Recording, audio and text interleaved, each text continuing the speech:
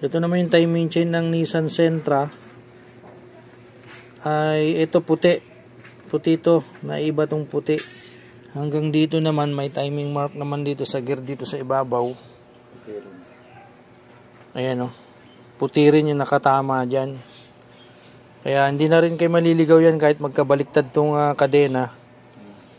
Basta na dito yung puti. Sa kabila naman wala namang puti niyan. Kundi dito lang ay parehas lang yan. GA16. Yan yung timing chain na ng GA16. Ayan yung bago takloban dito. Timing cover nya. Ayan yung ka-timing mark. May mga kulay yung kadena. Ganun din dito. Ayan lang. Ganyan lang yung timing yan. Sakto nyo lang yan